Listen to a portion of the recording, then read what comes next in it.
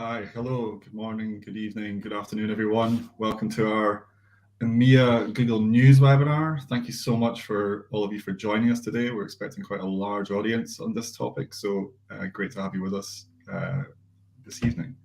My name is Alistair Robson. Today you may call me Al, but I'm a former journalist. I'm a former mobile product manager in the publishing industry. But now I'm the news lead here in Google across our EMEA region, and I'll have worked with many of you on the call before, so hi to all of you. Today we're going to be going into detail on Google News with some question and answer as well in the latter half of today's webinar. Our guest speaker is my colleague Danny Sullivan, who is the public liaison for search for Google. Danny, thank you so much for joining us today. We appreciate you getting up very early this morning. Thanks for having me. I look forward to being here. Thank you. Danny, too, is a former journalist, a few more years than me, and his goal is for the search teams to help the public and you as publishers to better understand how Google search works and to hear your feedback on our products and to improve. That is no easy job. So thank you, Danny, for doing that, and thank you for joining us. I have a few rules around housekeeping. I say rules, rules is the wrong word. We have a few suggestions around housekeeping and a few notes on today's structure. Firstly, we're working on a hybrid model. Danny and I are both working from home today, so we apologize if there are noise from kids, doorbells, or interruptions to our internet during this time. Apologies in advance if that is to happen. Two, we are accepting live questions today. You should see a comment in the Q&A section at the bottom of this video. We'll answer those questions later this evening, pending time. And we encourage you to submit your feedback. There will be a survey on the right-hand side of your video later in the webinar, and we do urge you to give us that feedback. It's that feedback that allows us to better understand what needs you have from these webinars and to bring more back and do them more frequently if required. So that's really important. Thanks in advance. So lastly, the objective of today's webinar is to bring more clarity to you around Google News. First, Danny will guide us through some recent updates on this product, the different news surfaces, how to be eligible, ranking factors, and the need that we have to ensure transparency across this. We'll then focus on your questions. We'll start with the pre-submitted questions that have already came in. Thank you to those of you who put them forward in advance. We really appreciate that. And then we'll move on to any live questions via the Q&A function at the bottom of the video today. Without any further ado, Danny, thank you so much again, and I will hand over to you. Great, thank you very much. So we'll begin off with talking about some recent news about news. One of the changes that we made, I think this was towards the end of last year, was that we rolled out something that went out globally designed to help people find local content more easily. So when you're doing a search, and if we understand that there's local news content that's related to a query that's done, we have both like a special box of tweets that are coming from local news organizations that's being surfaced, as well as an actual local news area. So we understand that this news is local. We understand that the query is local in nature for local news. And so it's designed to really spotlight local publications around the world in response to some queries. Another thing that we did, and this was beginning of this year, is we introduced what's called a label for highly cited sources. So if we understand that there's a publication that's showing up in top stories and that a lot of other publications are talking about it, we actually have a little label that signals to the reader and the visitor, this is a highly cited public story, and hopefully helps them understand the value of the original content and encourages the visit. And then out on desktop, we made changes so that we have better ability for people to find local information when it comes to Google News, the site itself, and presenting that so people can locate it as well. And next to the always favorite question of how do I appear in news on Google? So we'll go through some of the tips here. One thing it's important to understand is that we actually have different news surfaces. So people will sometimes say, I want to be in Google News. And it's like, well, what do you mean by that? Because we have a Google News briefing that can appear within our app. We have Google News headlines, which is a part of Google News as well. And then quite often people, when they think about I want to be in news, they're actually talking about top stories that appear as part of a regular Google search that happens.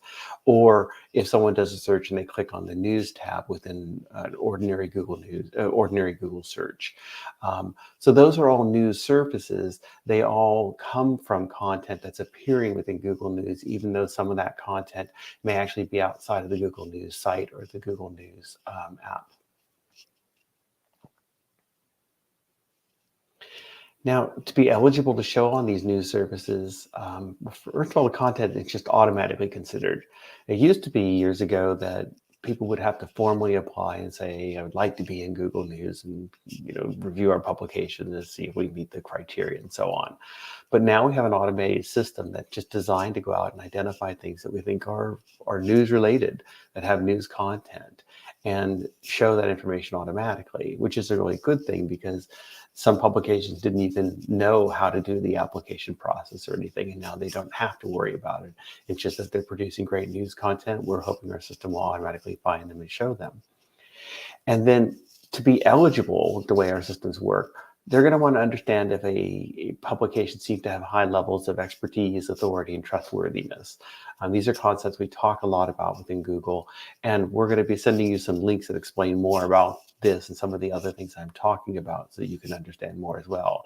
But chances are all of you tuned in today are already doing these high levels, so that's not really going to be an issue for you.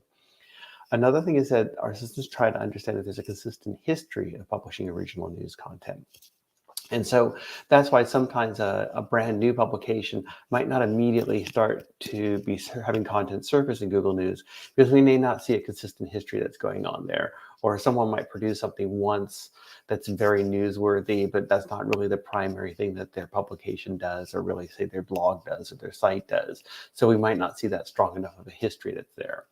And then content has to follow our news policies. And again, we'll send you the information about that. Those policies are going to be likely met by everybody who's tuned in. So it really probably isn't an issue for you. And then the other thing is that sometimes people are saying, well, how do I know if I'm having content that's showing in Google News? And that's where you can turn to Search Console. It has performance reports for both Google News and Google Search. If you're looking at the performance report for Google Search, you use a little filter to say news search types. And if you're seeing that you're receiving traffic from these places, then that's your indication that your content is indeed surfacing within Google News and in Google News services. Okay, so more things to consider. The ever popular question of, well, how do I rank better?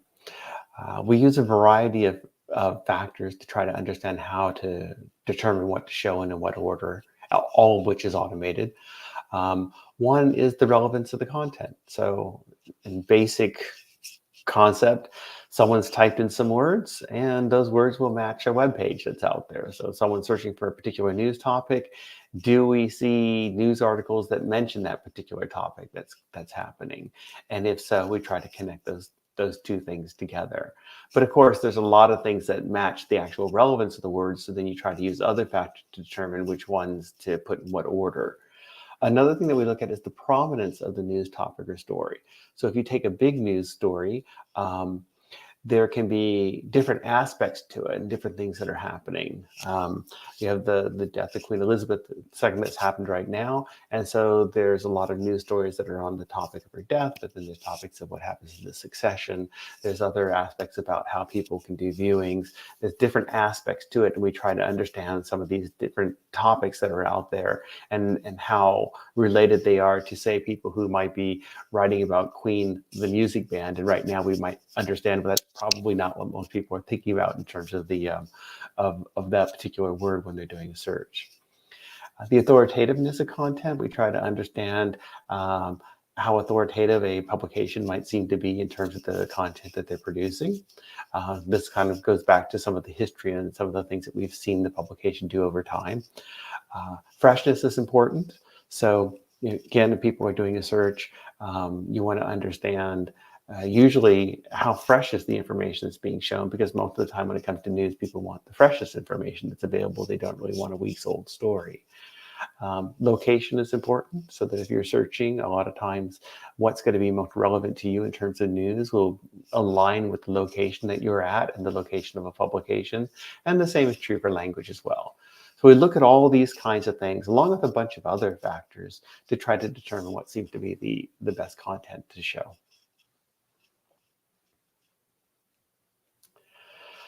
Now, I talked about our Google News policies, and these are more about how they relate to transparency. And it's also just a good practice that we're looking for publications in general. And that's the idea that they're demonstrating transparency to visitors, both on an article level and on a site level basis. So for an article level basis, we're especially trying to understand things like, are there bylines? That's usually a sign of good transparency. Here's who's written the publication. And if you were to click on a name, for example, here's more about that person so people can understand the background or the expertise that's around.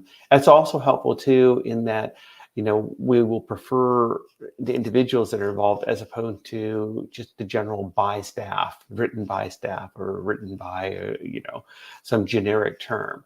That's not to say that if you have articles that are indeed written by an entire staff and it's just really not making sense to attribute them to a single person or named individuals, that this is a particular issue. But if the bulk of the content is simply saying by staff, that doesn't really align well with the transparency and our systems and so on might just not feel like there's enough there to be surfacing this content in news. Publication dates are also important, like really important. You really want to make sure that people can understand when something's published. You also want to make sure that they can understand when something's been updated. And it's fine to have both of those types of things. You can say that something was, written on a particular date and it was updated. Although if you're updating, you should really be updating because there was a substantial update to the news article, not just because you heard that if I say I've updated it and change a sentence, that's going to rank you better, because that's not how our systems are designed. And we actually have policies against what we call artificial freshening in that order. So, but if it makes sense to really update a story rather than create a whole news story, do that, make that clear to the reader, make it easy for them to understand. A couple other things. It's helpful to us usually if the dates are full, so we understand month, day, and year. And if you do an update, that we also have the date in the same kind of format rather than written on Monday, updated on Tuesday, because it's automated systems and they may not understand which Tuesday you're talking about. Another thing is that if you have multiple stories, sometimes people will show additional stories for people to read further down. If those have dates as well, that can be confusing to our system. So it's usually not recommended to have additional dates beyond the date for the particular story. On a site level basis, our systems, and I think visitors as well, are trying to understand things like, what's the site's purpose and policies? How do you produce your content? What policies do you have in place? Who is your staff? Who's involved with this?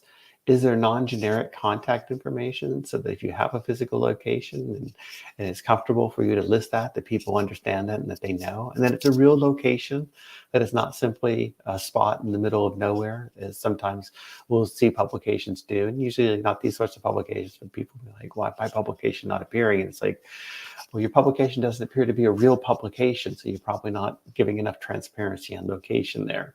By real publication, like have a real address, you seem to have an address that doesn't actually exist. And information on ownership and funding sources. So if you're a nonprofit, or if you're part of a bigger group or a bigger media organization, that people can understand that. So these are the kinds of transparency things that we're looking for. When it comes to local, people often say, well, how do we understand what's local? We understand local by looking at the kinds of things that local publications would do about local stories. So like if we come as a reader, come to a site and there's a lot of stories about a local place, then you can understand that publications seem to be more local in nature. But if you were to come to what's supposed to be a local publication and the content is all about national or international stories, it doesn't feel as local and probably will not be received to our systems in that way. And so this is good to the prominent headlines as well, that your headlines are actually talking about local stories that you're writing about. And you can use sitemaps, of course, and this isn't specific to local, but our sitemaps are a mechanism of helping us understand all the content that you produce. And again, we'll be sending you links if you're not familiar with some of these things. So you're like, sitemaps, I want to know more about that. I'll tell you. So now we had some pre-submitted questions, and then we're going to have a lot of live. Well, we'll see how many live questions we have after this, but we have time for them. So we'll go to the first of these questions. Thanks, Danny. It's been really interesting, a really important reminder of how we work across the different screens and different products. So thank you for that. The first of our pre-submitted questions, and we are looking at the live questions coming in, and we encourage you to put them in now in the Q&A. Danny, under what circumstances does the Google News app send notifications for an article? So the systems that are dealing with notifications are trying to find articles that seem to be like that they're high quality and they're fresh and that they're gaining exposure, that we can understand in various ways, that they're well talked about, or they seem to be highly cited, or that there's something kind of especially unique about them. And so for a generic kind of notification, those are the things that may cause that to be triggered. And then there are also notifications that can be personalized to individuals, and that's usually that we understand that someone's interested in a particular topic. So they might get more subject-specific notifications for a particular area that they're interested in.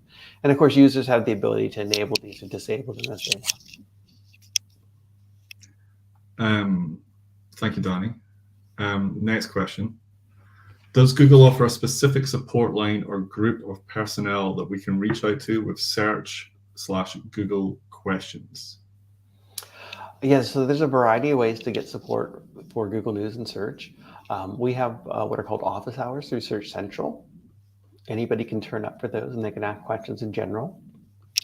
And you can see the hyperlinks there. I know that none of you can click on them, but again, we'll send you the links so you can follow more about this.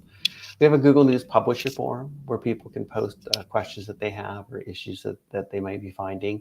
And there are volunteer product experts that are there.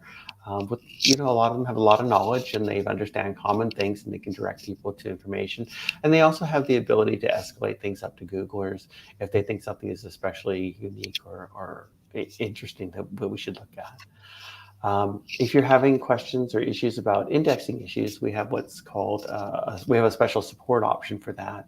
And you'll locate that if you go to our index coverage report through Search Console. And then at the bottom, there's a thing saying report indexing issue. And again, we'll send you a link to that as well. But it's a dedicated support to let us know about that. And if you tried all those things above and they really don't work, and we really do encourage you to start off in those sorts of things, you can open up a support ticket, and we'll try to review that and help if we can.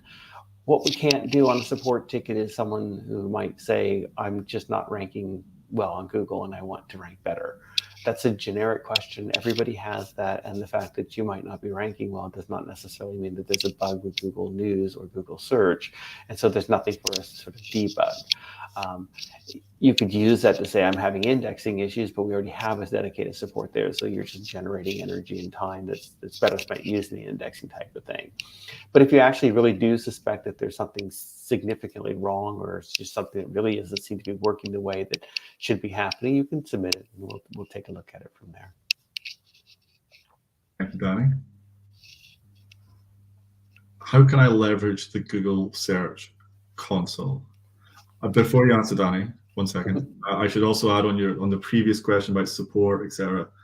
For many of you, will have an account manager working with you already on monetization, maybe through Ad Manager. Those people can try and help, but much of the time they're going to link you back to the different resources that Danny talked about there, and that's deliberate because, frankly, we don't have any additional tools, and we're mainly just using the same resources that are available externally. So we really encourage you to go there first, and and then speak to our team about it as well.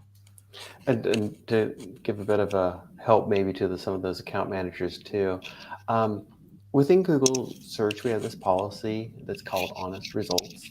And the way it works is that we won't provide any express support to anyone for anything. Even if they're a partner or they're an advertiser, we provide the same support to everybody so that everybody's being treated on an equal playing field. So if you would go to a partner and you say, I'm having this sort of issue, and they're telling you, well, you need to go back to these resources. It's not that they're trying to be difficult.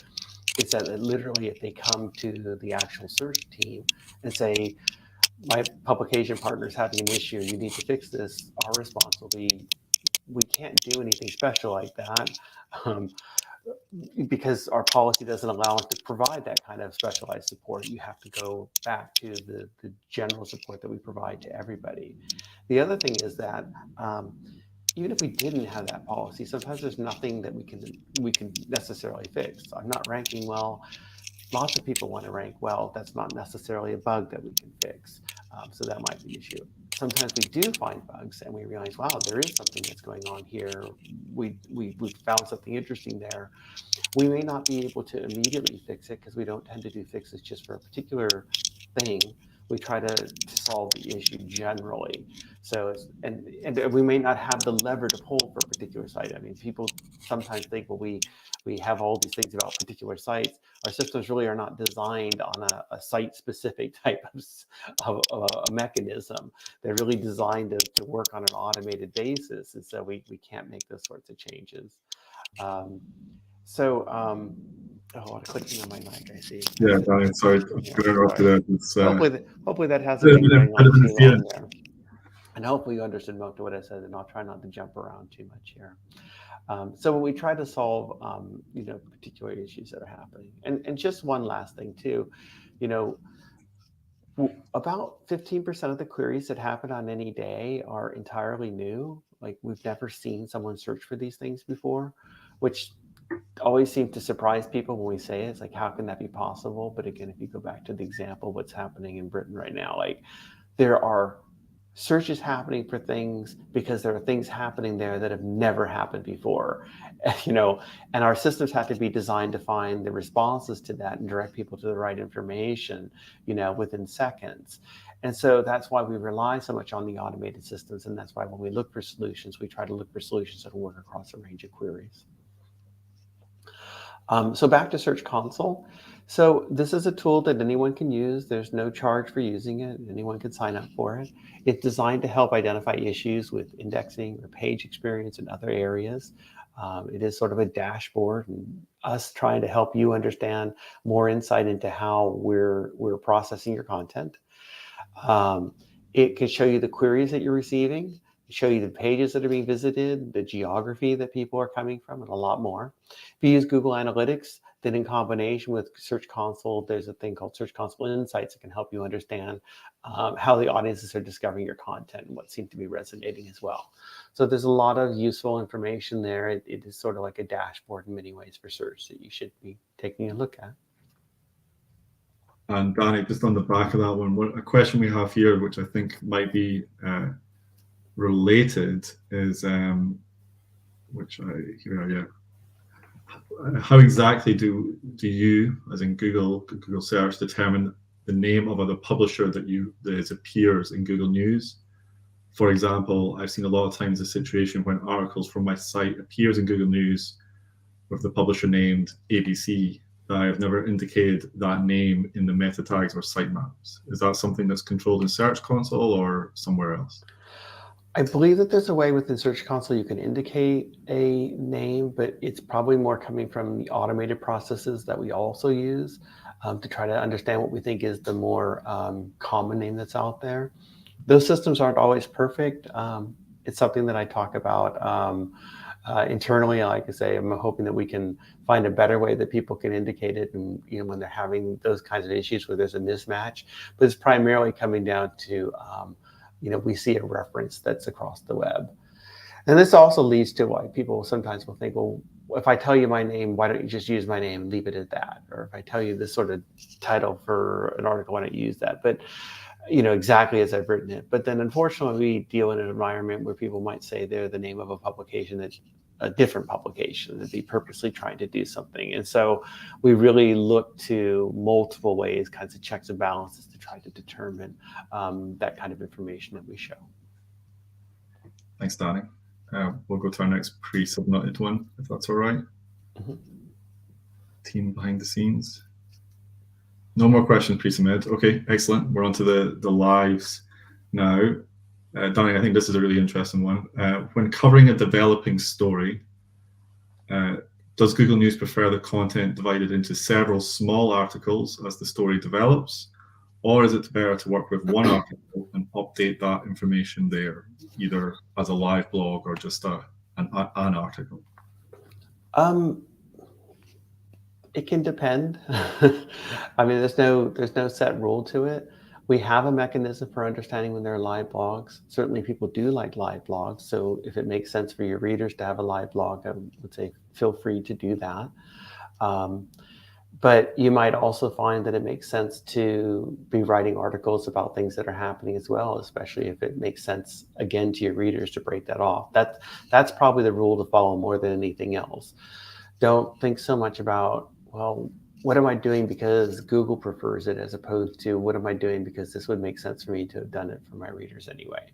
If your readers might find it less confusing if you took a bigger story and broke it into individual topics, then you're going to probably align with what our systems are trying to do. Because all our systems try to do is follow what human beings tend to like and tend to want and tend to expect. And Danny, next up, I think during the presentation you mentioned that publications need a consistent history of producing original news-related content. Do we have a time frame about when we say history, or is that depending on the content, the amount of content? Yes, it's 5.5 days. No, we don't have a set timeline that we can give out like that. It can vary because publications themselves can also vary too, right? So one publication that's publishing every day can make sense, and you can understand that. You could have another publication that, while it's not showing every day new content, it wouldn't make sense for that to happen, but there's enough news content that seems to be appearing there on a regular basis that it seems to be a news site. Cool, thank you. And I guess similarly, in terms of what type of site it is, a local media publication, they publish a lot of news about, but they also publish a lot of news about science, ecology, gastronomy, etc. Their feeling is that Google News has categorized them only as a local news producer rather than content on those other topics. Are there any considerations that they can take here, or is that just how Search is looking at that? I mean, you should be publishing on the things that make sense for you to publish. And we do try to understand to some degree where publications seem to have some sense of expertise. And if you're doing well for local queries, but maybe you're not doing well for the science queries, it just might mean that in relation to the other content that we see out there, we're just not seeing your content as expertise in that particular area as some of the other content that we see. It doesn't mean that it's not necessarily good content, but of course there'll be lots of things. So if you're a general publication and you're going up against 10 dedicated science publications, and the science publications might do a bit better if the search is for something that's science related. But if you had something that was especially unique, you might do well in that as well. Awesome, thanks. And yeah, of course, if you're local in a relatively small market, there's less content on that same sort of topic. Next up, which I think is actually a really interesting question. Keen to hear about this one. And for the person who wrote the question, saying it's a bit off topic, I don't think it is. So, Danny, we have recently launched in some regions Google News Showcase. Do the same ranking and same considerations come into play there, or is it different factors that affect how that performs?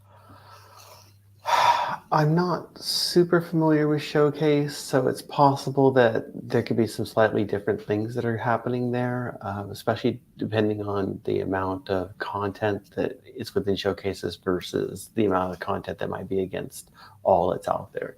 So it could be slightly different in some ways, but the general principles would tend to apply. So there's nothing in particular that I can think that you would have to do that's special for it. Awesome, thanks. And from my own experience working with some of my publishers, we have found that largely. Next up, and I've got two questions here which are in a broadly similar way. Thank you to everybody asking questions, by the way. They're obviously coming in live, so we're trying to adjust them and make them answer into the right way that we can ask them in a general sense across the wider webinar. And as we mentioned, it's about 8 o'clock for Danny, so these are big questions coming in as he's still waking up. But and by the way, I'll say too, as you're still writing them, that's because I've done a number of these too, that the more you can express your question in a general way that applies to lots of people, the better. So. Yeah, right, that is good. So yeah, we're just working through them, but I'm going to ask two questions here, Danny. I think they're broadly in a similar ballpark. So sure. Question one, we have a multilingual language website, but only one of the languages appears in Google News. All the language were sent to review, but we haven't seen we're not seeing them being ranked in the same way. And secondly, what is your policy regarding minority languages? From our experiences, it's really difficult to appear in Google News since obviously we have fewer readers. Same ballpark, not the same question. I acknowledge that. So we'll have to make sure that we get everyone a link to our advice on how to deal with multilingual, multi-country websites. Sure. And generally, you want to make sure that these things are well defined, that they're separated, that we can understand that it's like multiple languages. It's usually not helpful, for example, to have a story that's in 2 different languages on the same page. So we'll make sure we get you the guidance about that sort of thing. If you're doing well or you're seeing content is surfacing well in one language and not the other, it could be that possibly we've recognized the content from one language as being, something that should be showing in news, and we haven't really picked up enough of the signals for the other thing. So I would continue to do it, especially because it makes sense for your readers. And this is the theme you'll hear me continue to say. Worry about doing things that make sense for your readers, and you're going, do the things that make sense for your readers, and you're going to be doing the things that we're trying to aim toward anyway. So that's what you want to be doing. So hopefully it may be that over time that starts to get to be picked up, or perhaps it performed better. In terms of smaller languages or minority languages,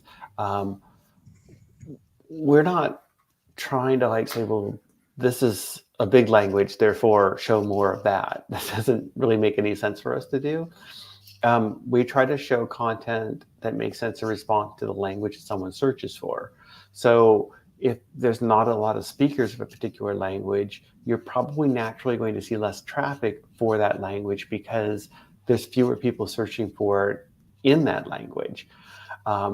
that doesn't mean that it's not important. It's obviously going to be crucially important to people, and they're going to deeply appreciate that they're seeing that kind of language, and we want to make sure we're connecting them to it. So we're certainly from a searching perspective happy that it's out there, and the more we can do to support it, we can. But we can't generate people to search for a language if they're not just doing it already, if that makes sense. There are some occasions when, sorry, I'm super conscious of this, and also I'm reversed on my screen, so I can't reach for it in the right way. There are some occasions where people will search in a language and there is no matching content or really good content in a particular language. And so we have some systems that sometimes we may try to point them to a content and translate the words very closely. So that's one thing that we try to do, but it's not really as applicable, I think, in the case of being asked here. Awesome. Thanks, Danny. Again, I've got two questions in a related field. So first one, we seem to perform very well in Google search, but don't really seem to feature in Google News. Are we deemed as too niche? They highlight themselves as a finance-based, accountancy-based title. And similarly, we are a niche industry news publisher for over 20 years. I feel we've ticked all the boxes that you've mentioned earlier, but we still don't seem to search on Google News. Is it possibly because we're too niche, or that our site has a readers forum element attached to it? So two questions there: niche sites, which are still viewed as news within their industry, and two, does a readers forum have any issue from a Google News perspective? I'll take the forum part first. It shouldn't be an issue that you have a forum, but if it's difficult perhaps for a user to understand whether you're a forum or you're a news publication, then it could be possible that our systems are confused. So if there's a way for you to separate them out more clearly, this is news, this is the forum area, that possibly could help. Again, think about if somebody was coming to your site, if they understood what it was all about, and if they understood, like, oh yes, this is the news area, and this the section that's all about news, and I can see all the headlines and so on from there, then that might help a bit. I definitely think you probably don't want to have your news article and your forums mixed on the same page. That's probably not that helpful. Because then it's like, well, who's the author and what's the date, and there's different kinds of content. But I don't think that's the kind of situation you're talking about there. So maybe some of that will help, especially if you've been there and you just don't seem to be surfacing well. Super. Next up, earlier, Danny, you listed 4 different news surfaces: Google News Briefing, Google News Headlines, Top Stories, and News Tab. Do the click-throughs from all these sources count as Google News click-throughs on Search Console, or do they appear sometimes as Discover or organic performance clicks? So the ones that are for news should appear, and I don't know if we'll get the slides back to you, but I think I talked about that. There's a report you can do for just Google News, and that will be things that are in the Google News site.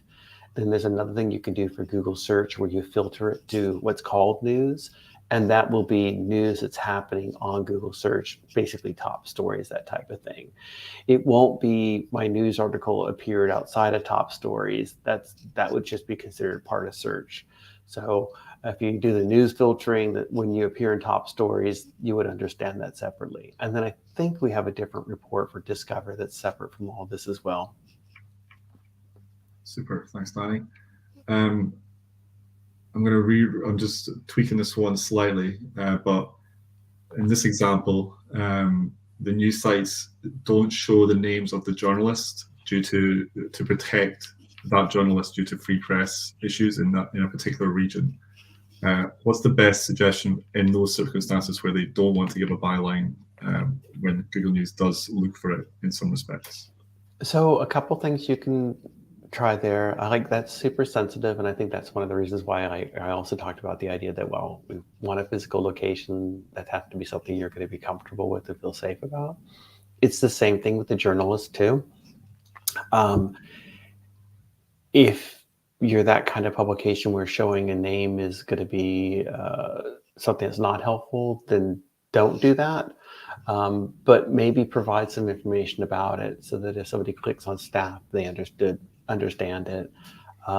Potentially also you could use a pseudonym. Like you don't have to give the journalist their own name. You could have a name for the journal that represents who wrote it and a little bit of background that maybe you might feel comfortable saving. I'm hesitant to say this part because what I don't want people to think is, oh, it's totally fine to just create a fake journalist, right? There's a difference between having a pseudonym for an actual human being who wrote it and just making up a name and saying someone wrote it. That's something you can see where people are just trying to spam news websites or whatever, and the person doesn't really exist. They've assumed the name of someone else, or it's just something that's put there. That is not an appropriate way to do that. But if you did want people to understand this is from a particular journalist and you wanted to give some background and really explain the context about why you're not sharing the actual name, then I think that's helpful to your readers. Hopefully it raises the awareness of the dangerous but important work that they're also doing as well. Thanks, Danny. Another question here. How often does the search product review and categorize websites in terms of the infrastructure, the setup, the transparency, the byline? Like, is that ongoing, or is that something we do on a rolling basis? It's ongoing. It's always happening. Super. News that we are publishing often suffers a delay in being updated to Google News. We can see news that we published over 2 days ago, but the news most recently published is often can't be found or is delayed. Is that something that is happening because of an integration within News, or is that more likely a hosting problem? It could be either. Like we try to find content as quickly as we can. I think there's also an issue of to separate two different things. There's a question of whether or not the content has been indexed and whether or not the content is ranking, right? So hopefully we've found the content and the content is appearing in search if you were to search for it in certain ways that would help you locate it very quickly after it's published. That's what we would aim for. And if it's not appearing, it's possible we're having an indexing issue, and you can use that indexing issue support form that I mentioned because it helps us understand more. It's possible that you might have some hosting issues that could be going on. So you probably want to check on that as well and make sure that it really is published out there in all the ways that it should be. And then there's a separate issue of, yes, we have found the content in a prompt manner. It is listed and available for searches. It's just that when you search for it, maybe we're listing older content from you versus the newer content. And it just may be that we see the older content is a little more relevant, especially if there's other fresher content that's out there. Thanks, Danny. I think another question on the type of content, I guess. A really good question. So, we've talked about original news-related content as being what we look for. How does the system determine what is that versus, content stolen or rewritten from another newspaper, who hasn't broken a story, and or a fairly generic press release that somebody's top and tailed? So we have a lot of systems that are designed to understand if there's content that seems similar in different ways, because we have to do deduplicating in some cases as well, right? Because even publishers themselves publish the same article, maybe in different formats. So, we do this a lot of trying to understand if something's similar, and then there's a lot of work to try to understand what seems to be the original content.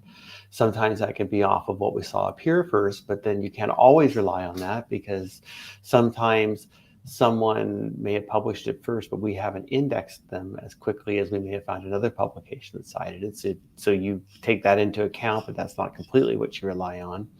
Certainly how people are citing. I talked about the highly cited label that we attach, so we understand if people are citing other publications. I would strongly encourage people that if you're going to, reference another publication and they're the ones that tipped you off to the store and you did the follow, that you are citing them and that you are linking to them, and that you are linking to them in a way that gives them full credit for the link, which means you're not attaching a no follow, or you're not attaching some of the other things that you may have heard, oh, well, we should do this because that way we don't pass along credit to them.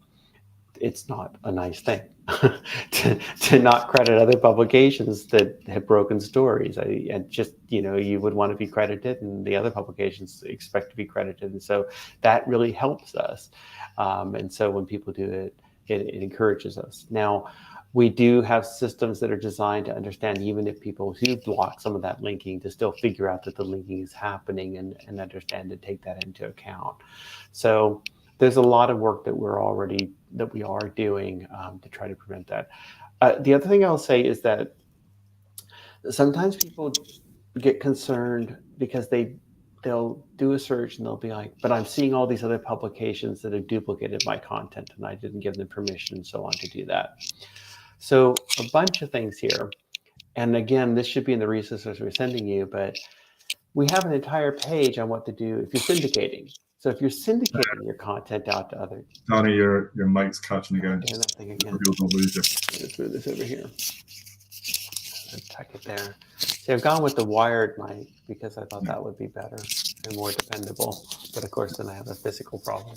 If everybody gives good feedback, we will get budget to get Danny a proper microphone for the next one. Yes, I actually have one I could dig out somewhere. But anyway, we're stuck with this one now, so we'll do as best we can. Yeah. But so if you syndicate content, you're letting other people use it. We'll send you, this would be part of the resources we provide, but you want to make sure that people, if you want to be found for that content, there are things you need to do to help us understand that, because we don't necessarily know, especially if you've given them permission. So you can ask them to make use of what's called the canonical tag, which basically they put it on their page and it says, hey, Google and other search engines, while this content is similar to other content, it's the other content that's the original content, and you should, understand that. You might also tell them to block that content from Google entirely.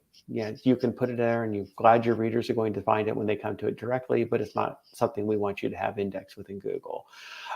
So those are things you can do that if you're kind of in control of it, to signify to it with us from there. But the other thing I was saying is that sometimes people will do a search for the headline of their article, and then they do that search, and then they see that there's other things that have duplicated the article, perhaps without permission. And then they can understandably frustrated. It's like, well, why are you showing all these other things? And then we're showing all these other things because they literally match what you asked for. You searched for a bunch of words in a headline, and we said, well, here are all the things that seem to match this unique combination of words. And unfortunately, we're searching across the entire web. There's a lot of content that's out there that might be, used without permission. But that is a much different thing than what an ordinary person does. An ordinary person doesn't typically go through and search for all the words of a headline for an article they've never even read before, right? They're searching for the key terms of an article they're interested in. And if you've broken the news and you created good content, you're probably going to show up, and these things that have duplicated your content probably are not going to be showing up in response to that, because even though they have all the words that are out there, our systems don't understand them to be the canonical or the authoritative original content. So they don't appear, and they don't make sense to show in that response. Awesome, Danny. Thanks so much for all the questions that have came in. We've had over 40, so we've done pretty well to get through them. We're going to go through, we've got another 5, and then I think that'll probably bring us up to time. We'll also encourage you again to do the feedback. That's my last push on it. We'll also be sending, as Danny's mentioned a few times, some resources afterwards. So let's come to our last 5 questions, and as mentioned, those resources will be available. We have also recorded this, and it will be made available for the next 2 weeks. So if you have others in your team who would benefit from hearing Danny on these topics, please encourage them to do it within that 2-week window. Okay, so next question. I'm going to ask a couple more kind of specific ones and then a few more generic ones, Danny, before we finish. Okay, so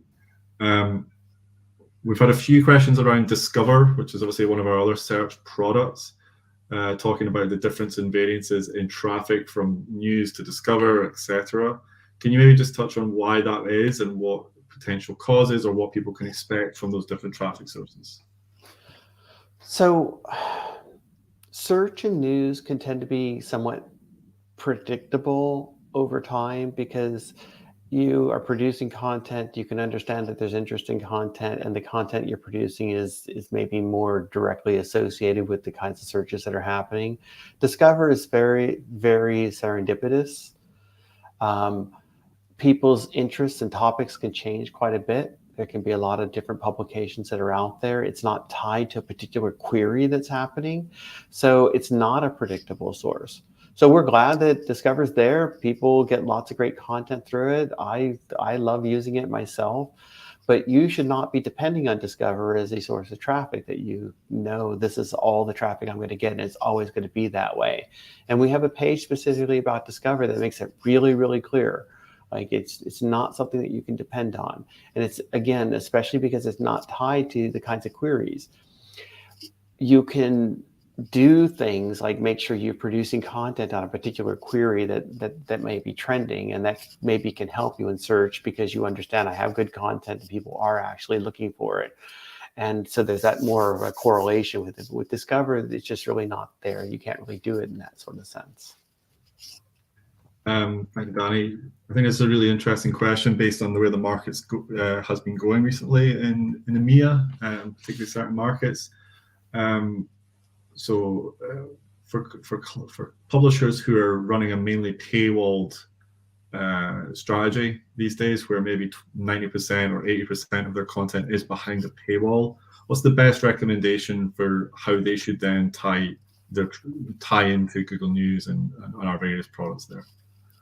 I think we have some guidelines on what we call, I believe we still call it flexible sampling, to help people understand, what we have. But, one thing is, if we don't understand the full content and we've not been provided the full content, then we can't fully understand what's indexed. I saw this come up recently once where someone complained, like, well, how come when I search for this thing and all these words are in this article, you're not bringing up the article? They're very upset with us. And I was like, because we didn't see all those words. The publisher didn't show us the entire article. So we can't show you the article for words that are in it if we literally can't read those words. So if you can provide us the full content, then we can return it back in search. And then beyond that, we don't have any particular preference. If it's relevant, we'll show it. If it's not relevant, we won't show it. I know we show plenty of paywalled content because I hear people complain at me about it all the time. My response is usually, well, if there's value to news and if it's valuable content and it's there, then maybe you may want to consider getting a subscription. Absolutely. Within Google Search Central, there is guidance around structured data and using news article as a tag within that as well. If you search for subscription paywall SEO, you'll get some information there. And that's something we can add to the resources. Last few questions. How sensitive is Google News to change in articles? E.g., if a story is updated with new information or to correct a typo or error, is that seen as a negative or positive from a search perspective? Does it impact our trustworthiness going forward? I wouldn't be worried about fixing typos or anything like that. I literally wouldn't worry about it at all. So don't hesitate to do that. It's more an issue that if you're adding new content to an existing story, go ahead and do that. That's what your readers would expect.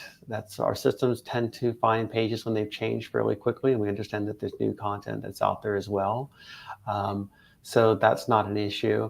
I think it's more an issue where, someone takes an article that is very old and decides, well, we'll just redo this. You'll see this in a shopping season. Someone's like, here's all the best deals. And they take their best deal article from 2021, and then they turn into their best deals article for 2022. And that's actually against our policies. That's a bad thing. Don't do that. We really don't like that.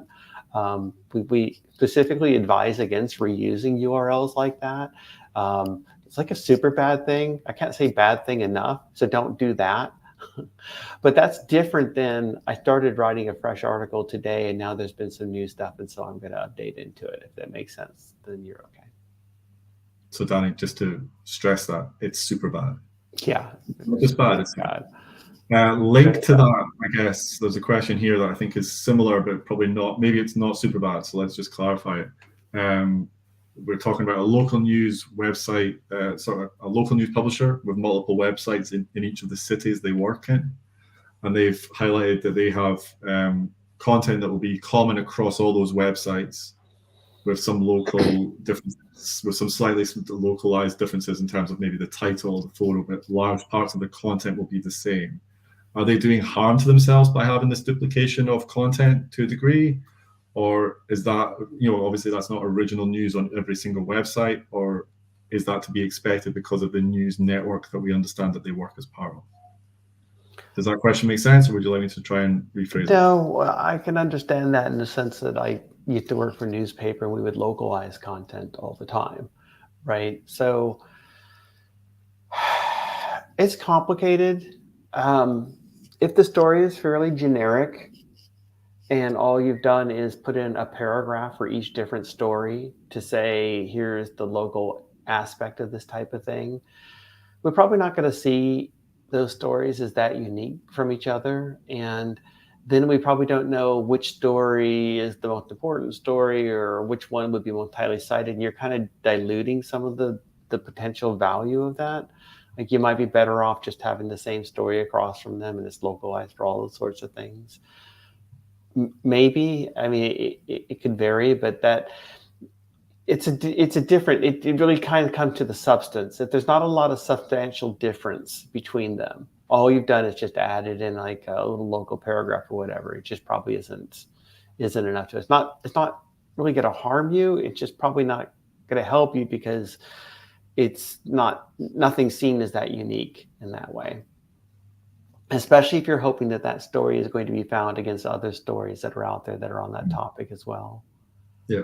So it's not necessarily doing harm, but it's not necessarily going to bring huge outcome out of it either. Yeah. And I mean, I think if it's all right, again, if your users are going to find it okay, then feel free to do it for your users, Yeah, absolutely. Let me follow up with this one. And this is more, we're moving into our last two questions with a more general ask. And we thank you for all the positive feedback we've had so far as well. We do really enjoy doing these particular webinars. Danny, looking ahead for the rest of this year and into next, can you share anything about any significant updates that we expect in that coming time frame? And is there anything that publishers can do to best prepare themselves for this? Putting you on the spot a bit with that one, sorry. Yes, let me give you a lot of forward-looking advice. I don't have anything specific in terms of news. We did talk earlier this year about what we've been doing in terms of trying to show people more authentic or helpful content. We just did this, what was called a helpful content update. It's designed to reward content that's written for people first, by people first. That's, as opposed to content that people write for search engines. It's not really a news specific type of thing. It's not something that's being used within news ranking. But I think this kind of sense of we're going to continue to be doing work to make sure we're showing people really good, authentic content will continue. So you should pay attention to it if, I guess, you're not producing helpful, authentic content. But I don't think that's going to be the issue with most of the publishers that we're talking to today. Absolutely. So I've got one more question. I'm just going to mention a few things. The feedback is important again. But as a part of our follow-up, we'll be passing on resources to use. The final slide, which we'll show in a minute, also has Danny's Twitter on it. If you want to bombard him on Twitter, he'll be delighted about that. He's all about that. Totally fun.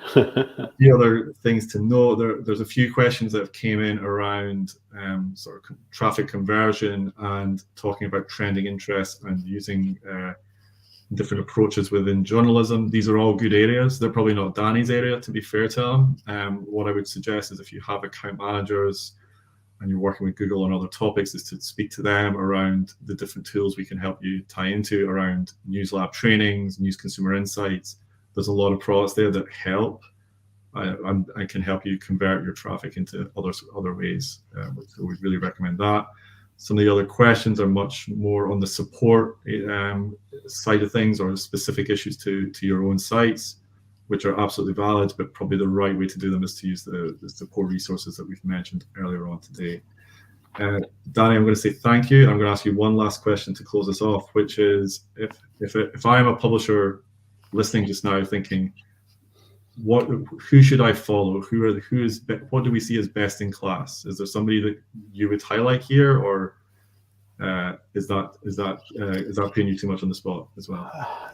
No, I mean, I wouldn't say there's particular publications to do, but I do sometimes hear people who will say, I don't understand why we're not doing better. We do things exactly like competition over here. Like we're exactly like it.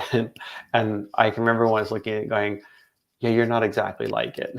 Like this publication has a really nice, clean, fresh, modern design, and your publication is like, you know, I don't think I quite have said like that, but it's like this publication here is like, you know, kind of dated, isn't using things that we would recommend. It's like, you know, they might be the same story, but they're different stories. So I would think that if you're trying to understand and you're seeing things that seem to be successful, look at some of that and see if there are things you can use to do it as well. I don't want to say don't have your own personality and don't do things the way, you know, you should be doing things that make sense always for your users and for yourself. But, you know, I had one publication I talked to that all their articles, I wanted to cry. Not a good way to end, but I wanted to cry. All their articles are written on one page, like every article, and there'd be an article and another article and another article and another article. There would be like 10 articles on one single page, and they wanted to do better in news. And I was like, well, that's really hard for us because it's like 10 different articles. It wasn't even like it scrolls, right, and loads a new article. It was literally that's the way they did it. So, but that's what our readers like. That's what our readers like, and we're not going to do anything different. And it's like, okay. I mean, that's what your readers like. And so that's a case of you've got to keep doing what it is that your readers want to have. But that was also a case where it was one of those rare cases where, but that's probably not going to align very well with our systems that are designed for what readers like, because most people probably do not like that. Yeah. And it was just sort of hard. So, but generally, I think if you can look at some of the other publications that you think are being successful, try to understand if there's things you can learn from there, because they just, you know, may have some learnings for you. Absolutely. I absolutely agree with that. There's obviously some examples that get used a lot by different teams in Google, but there's good examples everywhere, and there'll be good examples in your market as well. And, you know, that's your most important market as well. That's us for today. We're bang on time. Danny, thank you again for your time. Based on the positive feedback, we will be asking for more of your time soon. I hope you have a nice breakfast and enjoy the rest of your day. For everybody watching, enjoy the rest of your evening, and we will be in touch again soon. So thanks again for everybody's time today. All right. Thank you all, everybody. Thanks for having me.